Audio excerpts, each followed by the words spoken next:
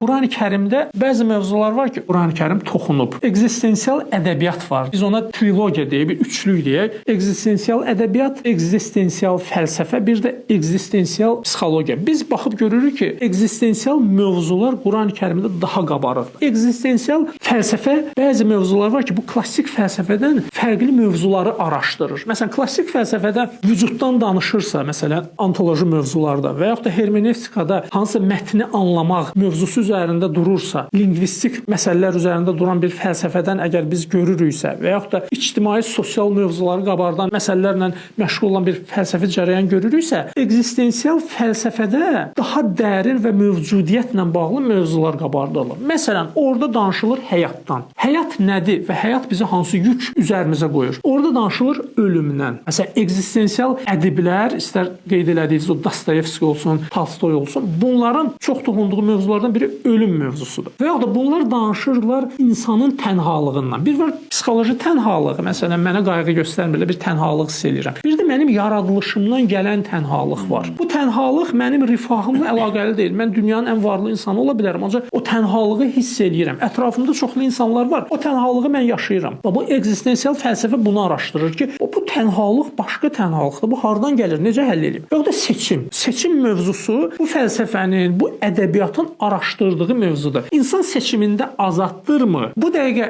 ən güclü ədəbi nümunə ekzistensial mövzularda danışan ədəbi nümunədir. Məsələn, Dostoyevski, Tolstoy nəyə görə deyirlər ölməzdi? Konradın əsərləri nəyə görə deyirlər ölməzdi? Və yaxud da ki, bu dəqiqə psixologiyaya bu mövzuları gətiriblər. Irvin Yalomdur, Paul Tillichdir, Rollo May'dir. Bunlar psixologiyada ekzistensial mövzuları psixoterapevtik bir metod kimi artıq tətbiq edir. Irvin Yalomun əsərləri bunun üzərində qurulub. Bir əsəri var, ekzistensial terapiya. Orada ölümün mahiyyətini açır və ölüm mövzusunu anlamaqla insanı müalicə edir. Yəni ölümü danışmaqla müalicə etmək olarmı? Bir çoxları deyərdilər ki, dəlisən, nəsən, ölümdən qaçırıq, qəbirstanlığı biz şəhərdən kənara qoyuruq. Danışma, qulağını da çəkirdi, ölümdən danışma. Psixologiyada bu bir müalicə metodu kimi bu dəqiqə bəhs olunur. Çünki baxıb görürlər ki, bu faktı örtməklə sən şuuraltı olaraq bir çox problemlərin daha da qabarır. Bunu həll eləmək lazımdır. Ölümdən danışmasan da ölüm qorxusu hamının içində şuuraltı olaraq yatıb. Bu dəqiqə psixoloqlar bunu düşünürlər ki, bir çox bizim stresslərin, depressiyaların səbəbi məhz